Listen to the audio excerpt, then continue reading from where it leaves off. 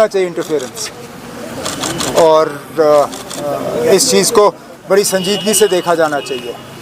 मैंने इसलिए कहा था कि ये इंस्टीट्यूशंस जो इलेक्टेड गवर्नमेंट के पास पहले थीं हमें वापस दिए जाने चाहिए। जे&के पावर डेवलपमेंट कॉरपोरेशन में पावर मिनिस्टर हूँ, लेकिन पावर डेवलपमेंट कॉरपोरेशन अभी तक इलेक्टेड गवर्नमेंट को वापस दिया नहीं गया है। और आप भी जानते हो, मैं भी जानता हूँ, अगर ये इल्ज़ाम मेरे किसी मिनिस्टर के खिलाफ लगा होता, अभी तक ACB वालों ने छापा लगाया होता।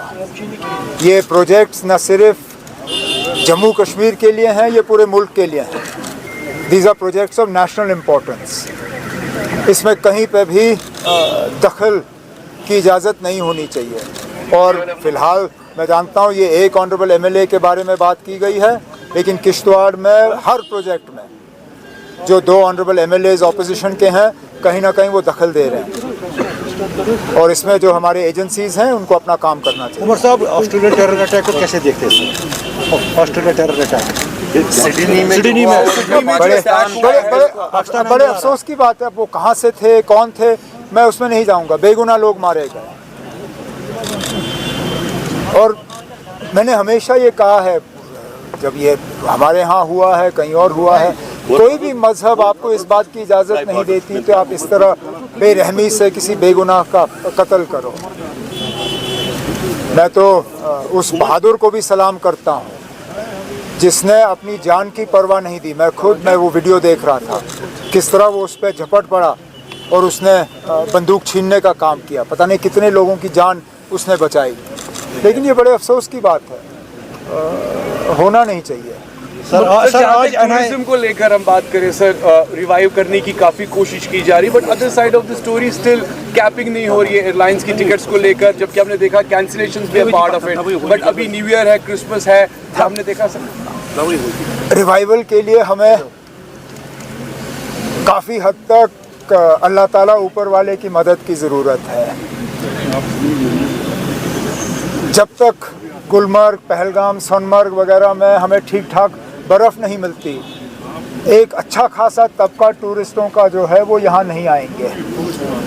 बाकी हम अपने तरफ से तमाम कोशिशें कर रहे हैं, चाहे वो इंफ्रास्ट्रक्चर के हवाले से हो, चाहे वो प्रमोशन के हवाले से हो। अभी कुछ ही दिनों में adventure tour operators association of India के हवाले से उनका एनुअल कन्वेंशन जो है यहाँ श्रीनगर में होगा। इसी तरह टूरिज़म प्रमोशन के हवाले से कई सारे कदम जो हैं उठाए जा रहे हैं। कोशिश की जाएगी कि टूरिज़म जो है उसको दोबारा हम रिवाइव करें। जहाँ तक आपने टिकट के कैपिंग की बात की, वो तो पूरे मुल्क में फ़ेल हुआ। इंडिगो के ग्राउंडिंग के बाद गवर्नमेंट ऑफ इंडिया ने वाज़िया हिदायत दी थी कि टिकटों की कीमत जो है वो कंट्रोल की जानी चाहिए, नहीं हुआ। एयरलाइन ने माने नहीं। अब चलिए, उसमें हम भी इसके शिकार हो जाते हैं, लेकिन इसका इलाज हमारे हाथ में है। उमर साहब, आज NIA चार्जशीट कर रहा है पेश, पहलगाम अटैक पे आज NIA चार्जशीट पेश कर रहा है सर इसके। और उससे क्या कहना है ना, तहकीकात की है, चार्जशीट हो रहा है, फैसला अदालत में होगा। मैंने हमेशा ये कहा है ना कि फैसला आप अदालत पे छोड़िए, ये मेरा काम या किसी और का काम नहीं है। जब मुलाजमों को नौकरियों से निकाला जाता है, मैंने हमेशा कहा इसको अदालत पे छोड़ दीजिए। कौन गुनहगार है, कौन बेगुनाह है, इसके लिए कानून है, इसके लिए अदालत है। अदालत फैसला करेगी। NIA का काम था इन्वेस्टिगेट करना, इन्वेस्टिगेशन हो चुका है, अब चार्जशीट पेश होगा, अब केस लड़ा जाएगा अदालत। उमर साहब, ये जो चाडोरा के MLA का मामला SDM के साथ पेश आया है ब्रिक क्लेम को लेके, how do you see this, और आप क्या कहेंगे क्योंकि इस तरह की इलेक्टेड गवर्नमेंट है और इस तरह के मामला पेश आ रहा है? अब ये एक लोकल इशू है MLA साहब के साथ और लोकल इंतज़ामिया के साथ।